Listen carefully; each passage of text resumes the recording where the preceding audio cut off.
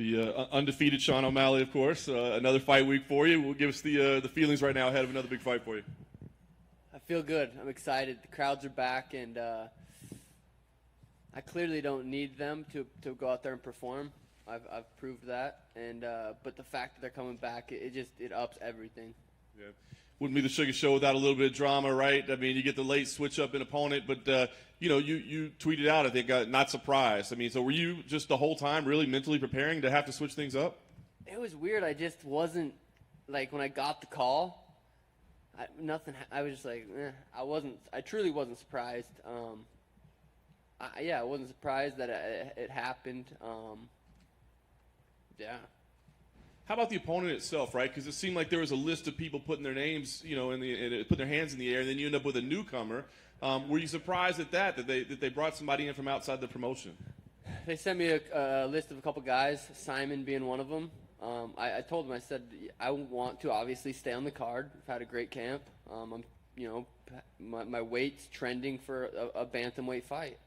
Find me someone that can make 35. They sent me a list of a couple guys. Simon was the toughest one on there, and I picked him. They called me and said, oh, he can't make weight. So I don't know if it was just a miscommunication that he put his name in there for 45. But I was pretty clear with the UFC. I said I want to fight at 35. So I don't know. There was a lot of people on Twitter that called me out that weren't on that list. I don't know if I don't really know. I just I'm just happy I'm on the card at 35. And that's a good thing. You're getting to compete. But does it feel almost like a no-win situation? I mean, obviously this guy comes in and shocks you. He's shocking the world. You beat him. And it's like, oh, Malley beat another can. When are they ever going to test this guy? Yeah, no, absolutely. That's the word around town. It's a lot of people think it's a lose-lose for me. I make a lot of money, go out there and knock this kid out. This kid's tough. This is not, I watched one of his fights this morning for the first time. He's not just a scrub. He's not a nobody.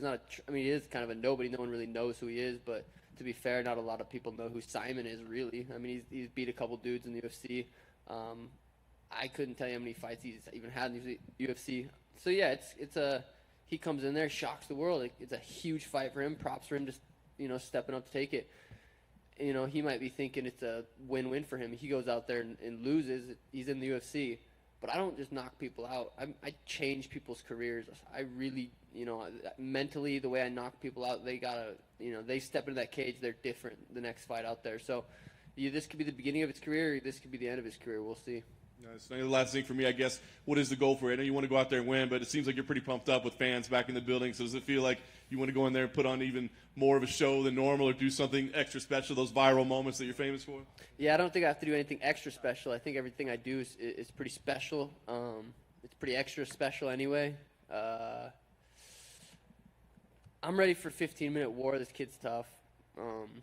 My knockouts don't come from me trying to get viral knockouts. They come from, it's just my style. It's how I've been knocking people out since I was 16 years old. It just happens.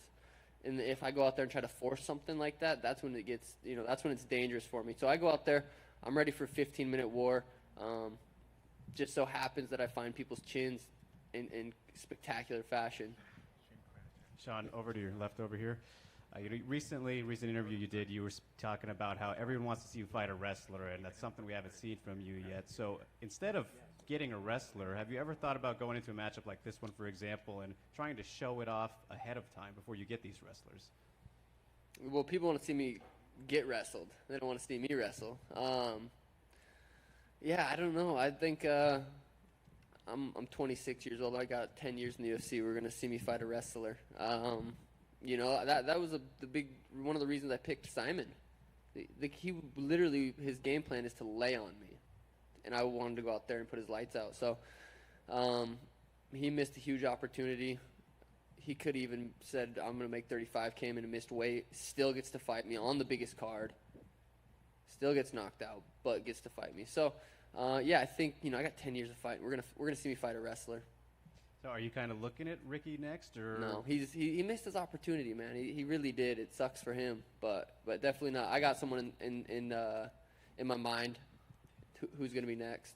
All right, Sounds good. And, you're very popular on Twitch, been doing the gaming. So just curious, going back, like, what was your favorite game growing up? Yeah, I get addicted to one game at a time. Some people play like 3-4 different games. I get addicted, and in my mind, I'm like, I'm going to be the best in the world at this game. Unrealistic. But favorite game growing up, depends how old I was. Madden was up there. Call of Duty was up there. Halo at one point was up there. Probably Call of Duty if I had to pick one. Best of luck, Sean. Thanks. Thank you. Sean, right here. How's the last few months been for you, like outside the octagon? Because we've seen you at the Triller shows, we've seen you at the concerts and everything. So, how's life been between fights? Yeah. After I did the conference last time, I said I wanted to go to that fight, and you guys made it happen. So thank you. The Triller event was nuts. It was fun. It was my first time going to like a big party like that. And it was fun. And that lifestyle can pull you in 100%. I could see how people get sucked into that. I think I partied like 3 weekends in a row, I've never done that. It was fun. It was a really good time. I'm very, very prepared. Will you be going to the Jake Paul Woodley fight? Where's that at? Is that Miami as well? No. We don't know yet. We don't know. I'm going to be there 100%. And then after your last fight, you said you were very excited specifically to fight Thomas Almeida because he kind of flat-footed, goes forward, and you could do a lot of damage to him throughout the fight. Specifically with Kris, have you watched anything that shows that you are excited for this stylistic matchup? Like I said, I watched him fight for the first time this morning. He likes to stand southpaw. I haven't really fought any southpaws, so that'll be interesting. But it doesn't really look like he's fought any southpaws, and I can literally stand both stances and be just as effective, offensive and defensive. I do that better than anybody in the UFC. So we'll see how he adapts to a southpaw and southpaw. I've knocked a lot. My first pro boxing fight, my only pro boxing fight, was southpaw and southpaw, and I broke that dude's jaw. So we'll see which stance he wants to come out with. Were you looking to fight a southpaw for this next fight, like specifically, or did it just happen you picked this fight and he's a southpaw? No, I didn't know. I didn't know he was southpaw till this morning. I know Smolka. I'm pretty sure he's just orthodox. I think everyone kind of switches here and there a little bit, but I think Smolka was orthodox. And then 2 more quick ones. Will we see you courtside at the NBA Finals back home at all? I would love to. Yeah, that would be insane. I went to the Lakers Suns game, and we were up in like the suites, and it's just not the same. I want to be courtside, or else I'd rather watch at home. But yeah, if we could make that happen, yeah. Lil Wayne's been very loud courtside for those fights. I mean, those games. That's awesome. Yeah, no, that's definitely something I would like to do. And then finally, prediction for the main event: Conor and Dustin. I think Conor gets it done. I think it's such a tricky fight. It's a tricky fight. Even just saying that right now, I'm like, I don't know. Maybe goes into the later rounds and doesn't. I don't know, man. I think Conor gets it done. Sean, real quickly to your right, bit of left field, but who do you favor in the upcoming Sandhagen and Dillashaw fight, and why? Good question. That's in this cage, right? Apex, small cage. I think that. I don't think people realize how much different fights are from little cage to big cage. That fight's going to be crazy because they both just move so much. There's a lot of question marks around TJ. Can he perform without needles? I don't know. No one knows. We'll see. Corey can. We've seen him do it. We don't know how long TJ's been taking that. How does that affect him mentally? There's a lot of question marks there. I got Corey. I think Corey's going to get the job done. Thanks. Hey, Sean, can I ask you a little bit more? This fight, coming into Las Vegas, the big fight card at T-Mobile sold out, kind of the first big event here in the fight capital of the world. Can you talk a little bit about being on this card, the importance of this, and kind of getting back to normal with everything? Yeah, even when we were fighting at the Apex, it definitely felt a little off without the crowds. But for fight week, it's pretty much it feels normal every time we do fight week. Little things different here and there. If there was no fans, I would go out there and do the same thing I'm going to do. Just having the fans, it just makes it more exciting, more energy, more electric. And the Conor Dustin, this could be potentially the biggest card ever, or biggest pay-per-view ever, more eyeballs than ever. And though there's a ton of celebrities that are going to be out, a lot of people performing in Vegas that weekend. So all eyes are on the fight card Saturday night. And then, can I ask you a little bit? The athletic commission no longer testing for marijuana, weed now. I mean, just your thoughts on that. Is that true? Is that like for sure? Oh wow. Passed it today. Yeah, I'm usually about 2 weeks out kind of guy to where I stop because the munchies. I don't know if you heard about them, and we got to cut weight, and it's just no. I like the little 2 weeks break. It's a because if I didn't have to do it, which I guess I don't now anymore, but I always enjoyed the little 2 weeks. It made it. I enjoy the 2 week break, so I'm excited for after. But yeah, nothing changes there for me. I'll probably continue to do 2 weeks out. Hey, Sean, over here. Your hair matches your shirt pretty well, but is it going to stay that way until Saturday? Yeah, the hair matched the whole merch drop. I had the Sugar Show merch drop. I wrapped my Tesla in the same colors, pink and blue.